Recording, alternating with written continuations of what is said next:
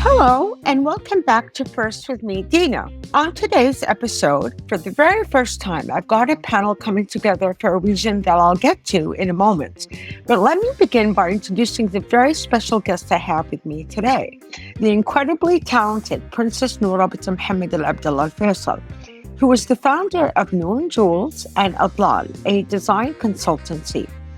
And she's also the CEO of The Art of Heritage, a Saudi luxury fashion house.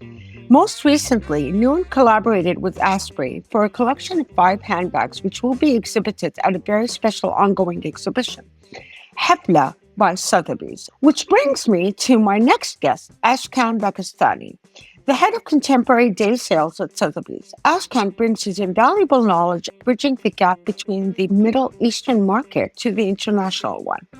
In lieu of the ongoing exhibition, which is a celebration of Middle Eastern culture and art, we have decided to get together to speak about the then and now of art in the Middle East and Saudi Arabia in particular.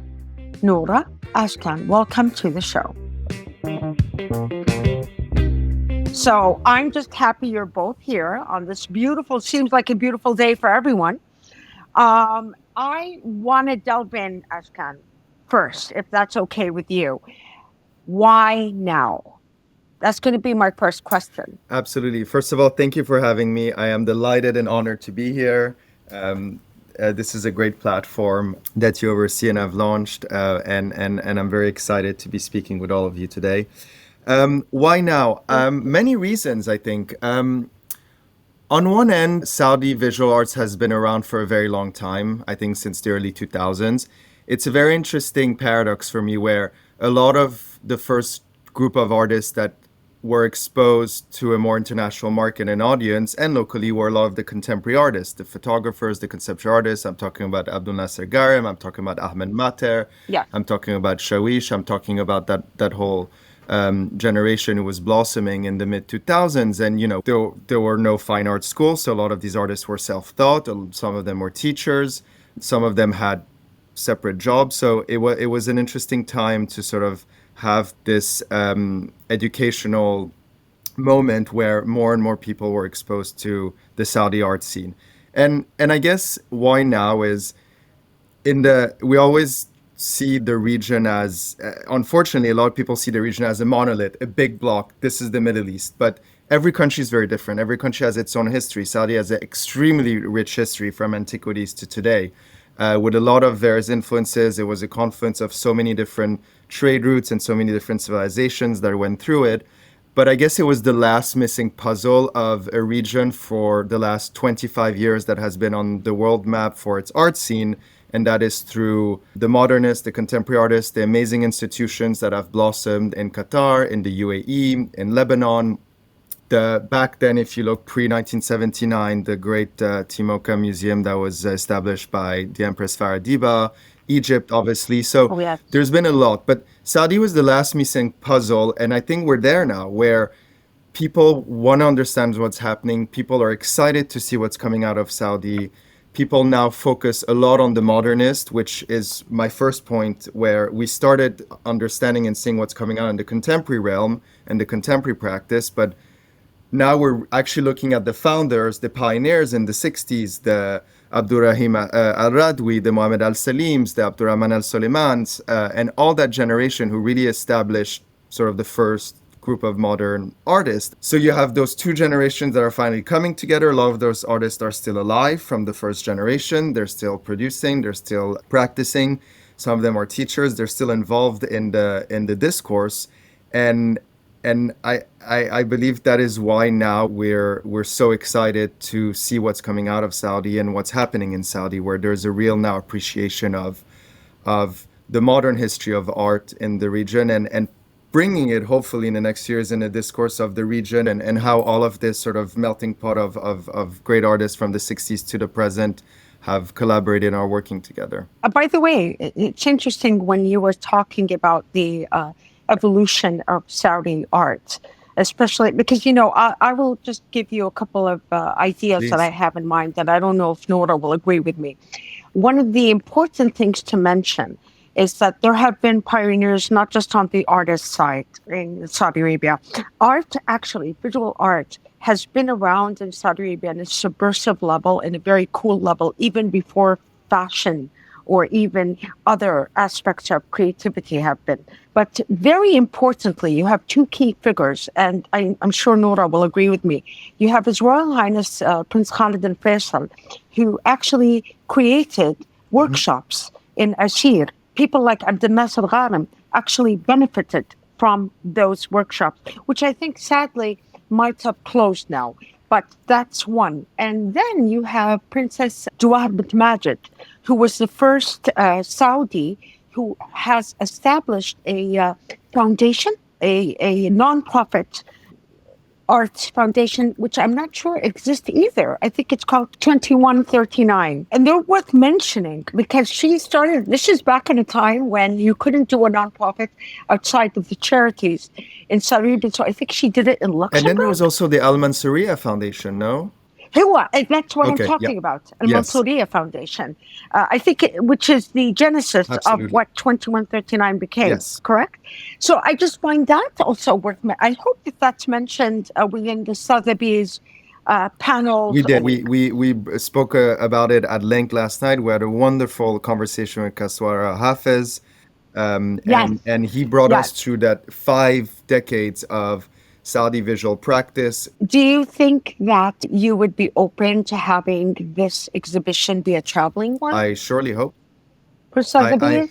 That would be my dream. I believe Kaswara and is looking also for partners to work on a substantial, larger exhibition, on a book.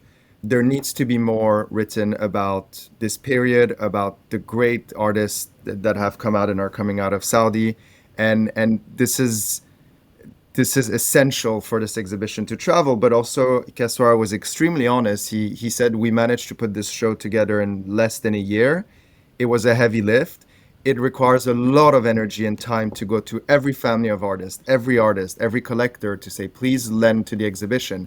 Please be part of this project, of this journey, of this adventure. It takes time. And funding is also very crucial. These exhibitions cost a lot of money. You know, shipping these days is extortionate. Yeah. And you need benefactors, you need sponsors to partner up with.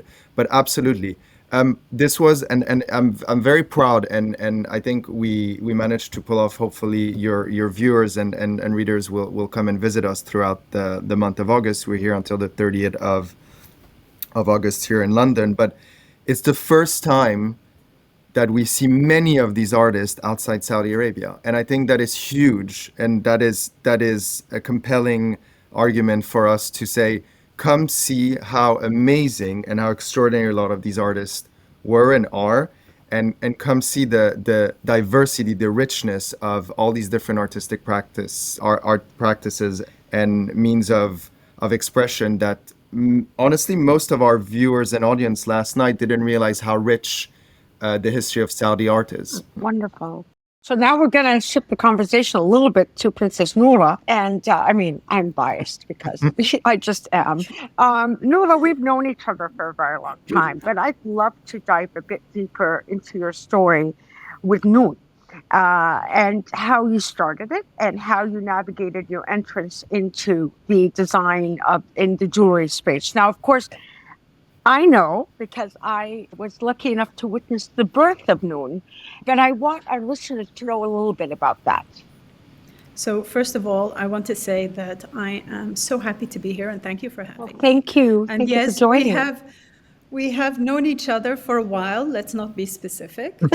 And absolutely, I really want to say, and I want to make sure it's on record, that when I first established Noon and when I first started Noon, at that time, Dina was the editor of Vogue Arabia and was core to supporting me, made sure that I had an audience. She introduced my brand and was really, really, really, I mean, my biggest supporter. And I've always been completely grateful for that and appreciative. Now, I mean, Noon for me, I mean, you have to delve into, and we're going to go back a little bit, but growing up in Saudi as a female, I studied English Lit because I really did not think that there was a career for me in design, and I didn't even understand what that might look like, and didn't really have the opportunity to explore it in the way that young women and gentlemen do now.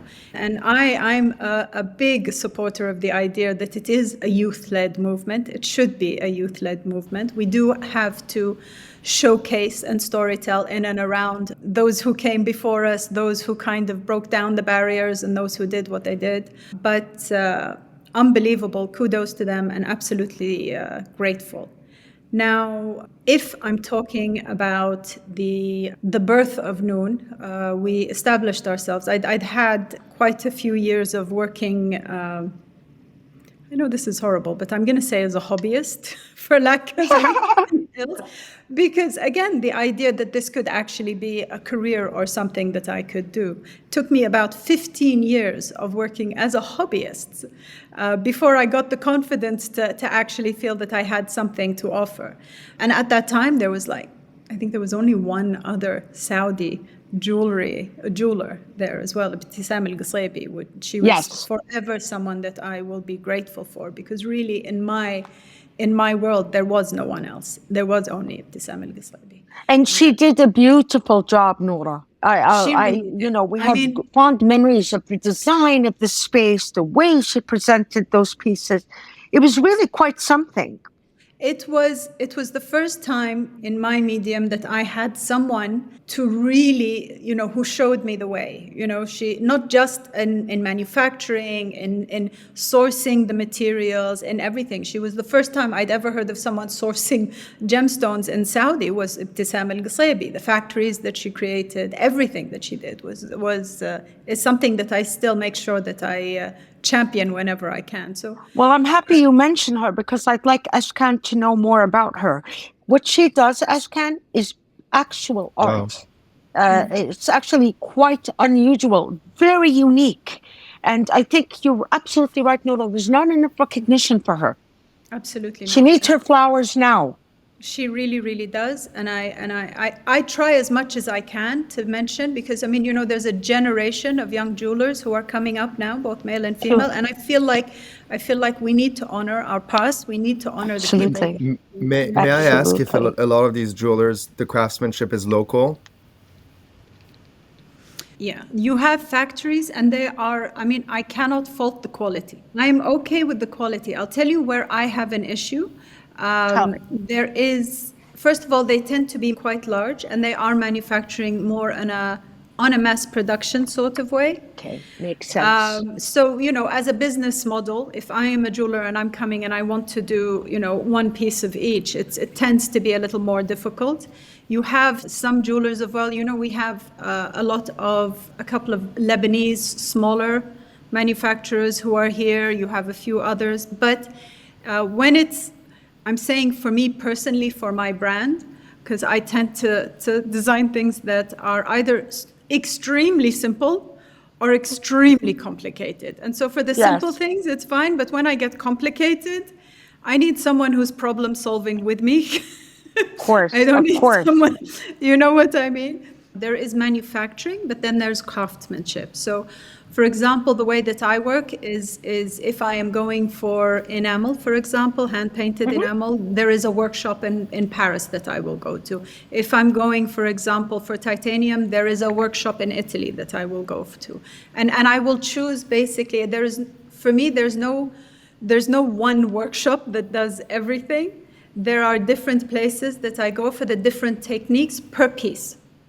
And sometimes one piece will actually be between 2 or 3 different workshops in order for it to finish. Of course. So it's a very tailored sort of way of working. Again, I can sort of afford to do that because I'll work on one big piece that is, has all of the different things. And I'm not thinking about, reproducing it 100 times. No, of course not. This is a question for both of you. How or will we ever be able to have an operation like Emerald in which I had the privilege of visiting the workshop. And the owner's wife is a wonderful Egyptian girl who really was just so lovely to me. She showed me, and it was so wonderful to watch all these artisans working on very sophisticated, difficult, intricate designs. Do you think there will be a time when we're able to have a beautiful workshop that can maybe work for several jewelers, not just one? The equivalent of a garment district to jewelry in Saudi Arabia? So, if I may, I absolutely believe 100% that it's coming. It's a matter of time. But, and I say but here, not, it's just a matter of time, and it's about, it depends on how you look at it. When you say in Saudi, are you saying, with Saudi artisans and craftspeople, or are you saying, with internationals who have moved to Saudi? It's a good question, because I'm not sure that all the people that were working at Hammerall were all German. Yeah. That's a good question. I really do not know. Yeah. But it really doesn't matter, actually, in my case. I mean, yes, I'm all about Saudi talent, but it would be wonderful to have a combination of people, creative people. And the reason I say in Saudi is because that will inspire a new generation to say, well, if Nourah has done this, maybe I can too, in your way. So I absolutely agree 100%. I don't believe that it's necessary. I think the way that Saudi is moving and the way that it's opening up, I mean, we have so many people who are moving to live and work in Saudi right now. They bring their experience, they pass that on, which is essential as well. And there is a certain, there is, in everything that I do, not just in Noon, this respect for the crafts, this respect for techniques, this respect for multi-generational sort of passing on of knowledge is essential.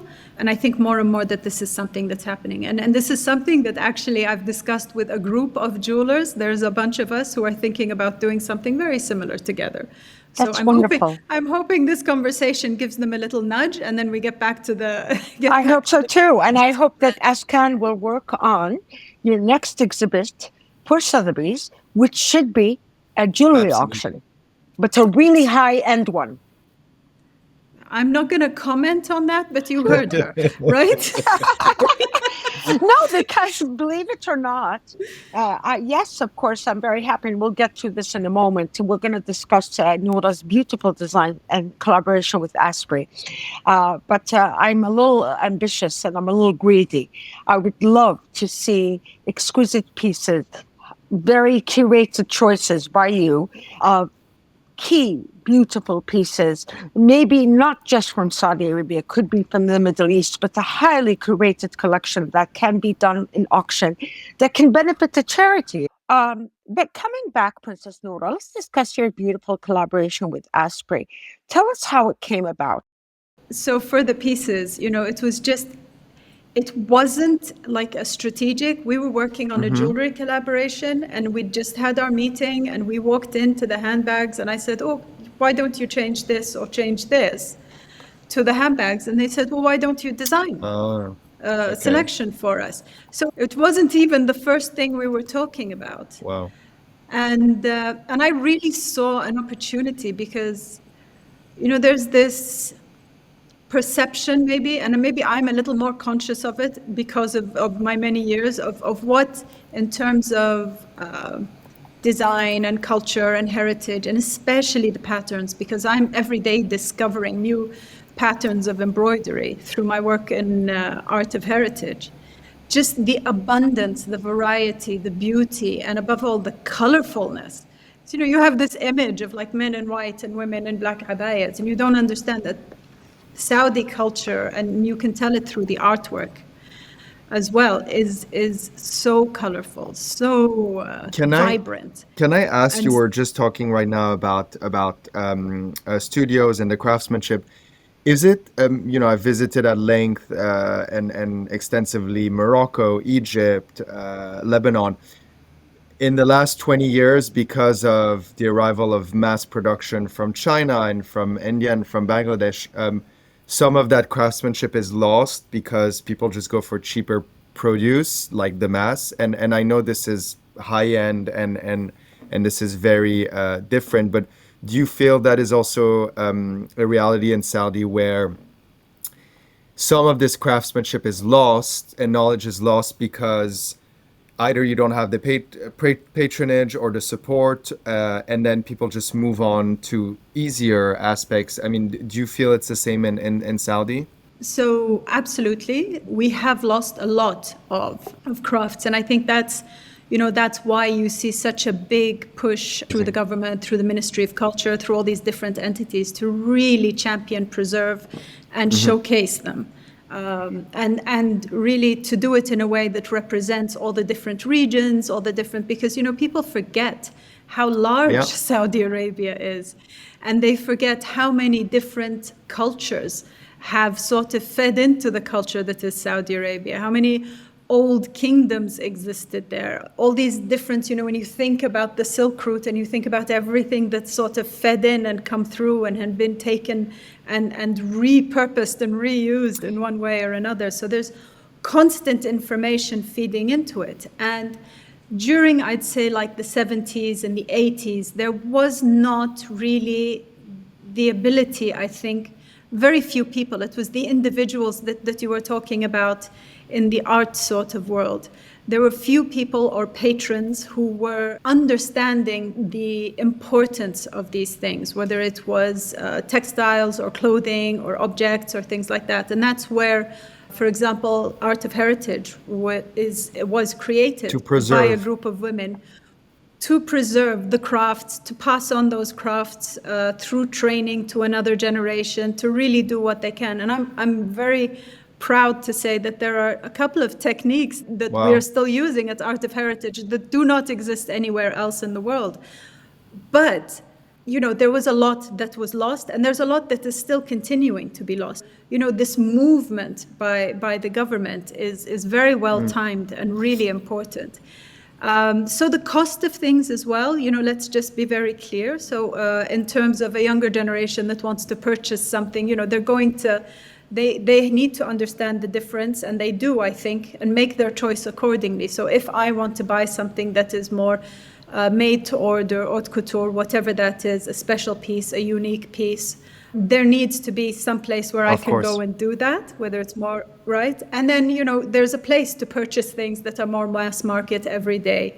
I think the shift that's happened the last few years is in the younger generation's exposure to what those crafts are, to understanding the value in terms of time, technique, and why they would cost more. But also there's this national pride in our culture, a rediscovering, as it were, of our culture, and a buying into really wanting to represent it on the international stage. And I think you see that in the arts as well, and in the visual arts, this pride, and we want to show our heritage. It's fascinating. But you made a very good point, which I also discovered yesterday through our talk. We created this whole map of where all the Saudi artists were born, and we're showing about 60 artists.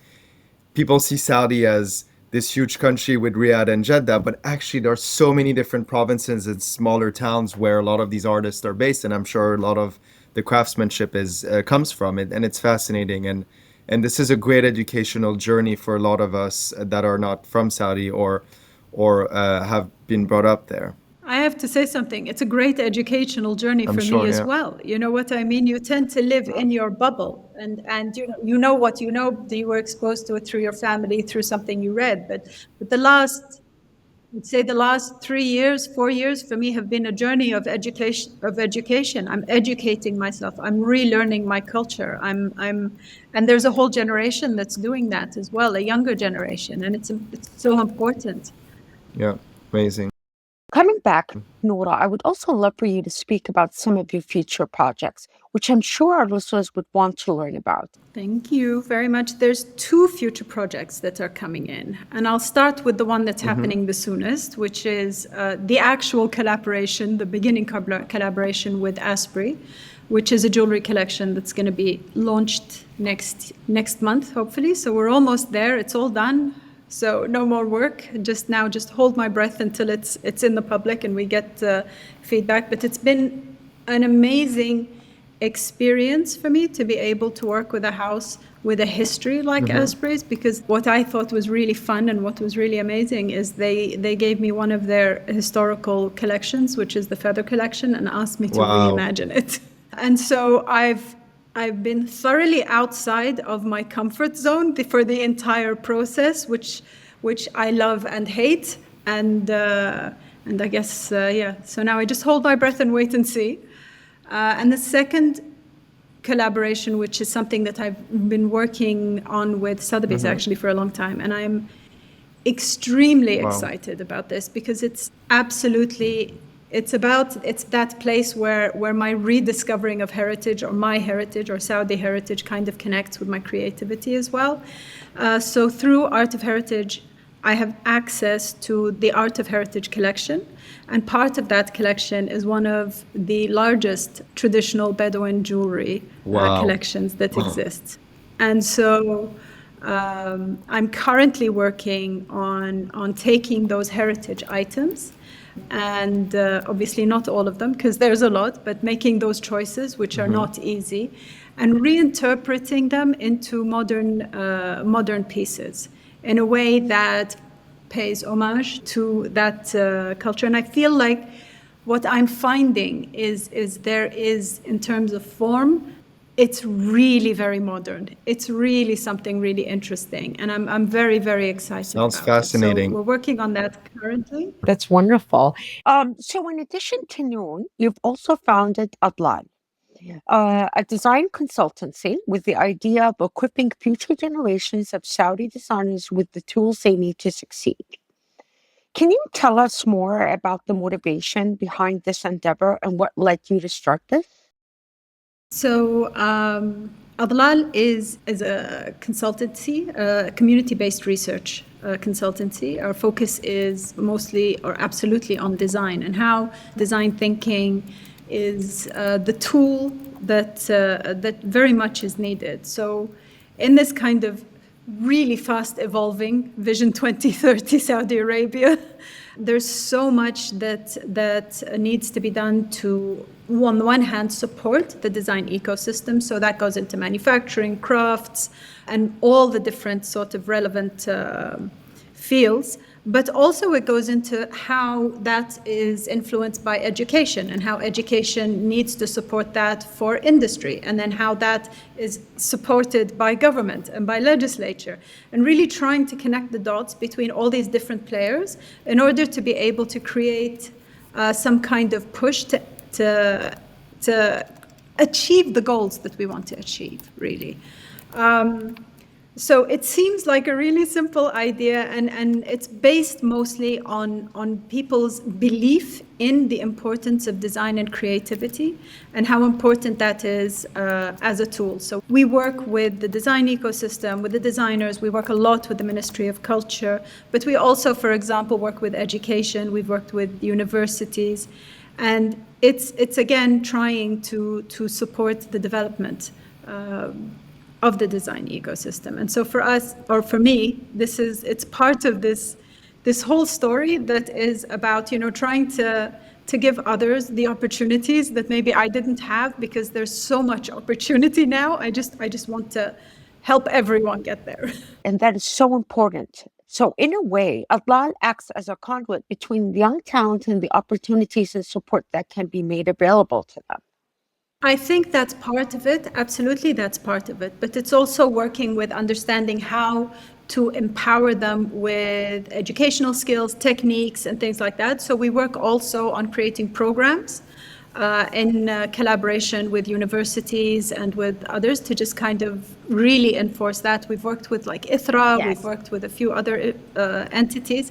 But I think the other thing is the other side of it, is really sort of championing design and creativity and championing it within industry. So actually, how can I make my business more profitable? How can I make it speak more to the locals? How can I make it more authentic? How can I do that by connecting with this young generation of designers? How do I make that more authentic? I think we don't realize how difficult in the creative space it is when you're starting and you're young to build all of those various platforms within and structures within your business to to grow. It's and you need the right advice, you need the right support, you need the right people around you, and it's complicated. And I remember when I first started looking at moving Noon to Saudi and really understanding what that meant, it's the lack of the ecosystem that supported Noon that really highlighted the need and the desire for something like Adhlal. And I used to try and explain it by saying, as a jewelry designer in France, for example, if I need a photographer who specializes in photography of jewelry, which is very different. You have to think of the facets and the lighting and all of that that goes into it. There is someone available. If I need someone who is a specialist, for example, in something that nobody thinks about, like accounting for luxury jewelry and sales, there are firms that specialize in that. There are all these different things that are specialized in supporting my business, right? Whereas you have young designers, young jewelers, and I would see them here in Saudi who had to figure out the whole thing by themselves and are wearing like 20 different hats, trying just to start a brand. And I'm not even going into manufacturing or packaging or any of the other things. And then we wonder why they find it so difficult and why they fail. If I may just add, I think it's also about showcasing, for example, the possibilities. So we have many, many very talented photographers, but we don't have people who specialize in jewelry. So showcasing and communicating on the fact that this is actually a speciality that is needed. This is even just a business opportunity. If you are trained or you really gain that experience, there is a whole community of jewelers who are looking for that technique and that expertise, and just highlighting where these opportunities lie for industry to sort of develop, to fill those gaps that are being created because so much is changing so quickly. Absolutely. I'd like to pivot to you, Ashkan. Given your role at bridging the gap between the Middle Eastern market to the international market, what are some of your observations and learnings across the years while navigating that space? So I think I'm so grateful. I've been at in this company at Sotheby's for now almost 13 and a half years. I started the first 8 years of my career in the Middle East department, heading the modern and contemporary auction, so not Islamic, everything from the 1930s up to the present. We had auctions in Doha, we had auctions in Dubai, we had auctions in London. We did all these capsule sales, and after 8 years, I realized, okay, what's my next journey? At a time where I felt I had completed sort of my understanding and expertise and knowledge on the region, North Africa, Middle East, Turkey, and Iran, and its art scene. But obviously, there's always so much to learn, and you constantly grow. And then I moved to the contemporary space, where in London first and now in New York since 3 years, international contemporary art. So I thought I am a deep believer, and I'm always very positive, bold about the region, its art scene. It has so much room to grow. It has so much to say, and it deserves to not be ghettoized and to actually blossom internationally. And you see it now, more American institutions, more European institutions, or have Middle Eastern acquisition boards. They look at the region more seriously, and from the modern era to the contemporary artist, and so many amazing galleries now across the globe represent Middle Eastern artists. So we're getting there. But it was very important through my role. And again, I am not an institution, I'm not an academic, I'm not a curator. I work in a commercial realm, but I'm a true passionate advocate of the arts from our region. And I've always fought, now that I'm in America, especially, to bring some of those conversations there. So my whole journey now is how to bring the region to other markets, how to bring the client's region to other markets, but also how to bring our artists to different markets and creating new conversations. It takes time, it takes energy, it takes a lot of resources and help. The current partnership, Hafla, and more specifically Khamsin, with all these Saudi artists was a long journey, and these are conversations we need, and we can educate a crowd and people and broaden our horizons. I think the challenges are numerous. There is a lot of uncertainty in the region. There is a lot of bad press. There is a lot of amazing artists who have no platforms, no support, no outlets. There is a serious lack of funding in a lot of parts of this region. There is a growing collector base who is helping sponsor and nurture a new generation, but we need more private governmental platforms to create a stronger and more robust ecosystem. We need more international exposure. And, more recently at the Venice Biennale, there was huge Arab, Middle Eastern representation. Those are small things that help the conversations so much. And for me, the most important part is to not have a sort of Western-centric view on the region and on its arts, on its craftsmanship, on its design, and take it for what it is, with its own glory, its own past, its own history, its own strengths and weaknesses. And that is very, very important to me. So it's always butting head with 20th century Western narrative, and those are the challenges. And you have amazing curators and amazing academics at the moment who are unwinding those post-colonial narratives to really give the platform these artists deserve in their own rights without looking at it from abroad. It's basically bringing two worlds together and starting sort of from scratch. So those are the main challenges to me. We're in a very good place. There's still a lot to do.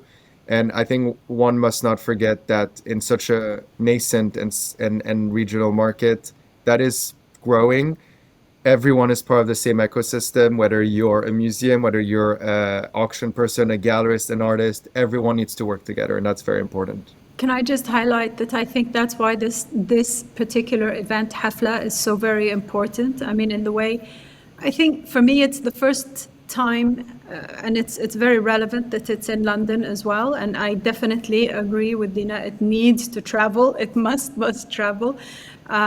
Because it is the first time internationally that a lot of these artists are seen, and there is a history there that is very important, even for us to come and see, to view in one place. And so we continue to learn and educate ourselves by being exposed to these types of events. And I think the more and more that happens, the more exposure and appreciation. And I just want to say that unraveling of that Western point of view is, I feel, the central core of what is happening in the Arab world at the moment, and it's extremely important for us to take ownership of our narrative. And I'm lucky enough to have been born and raised in Switzerland, but I've traveled my whole life to the region. I feel the region like a second home.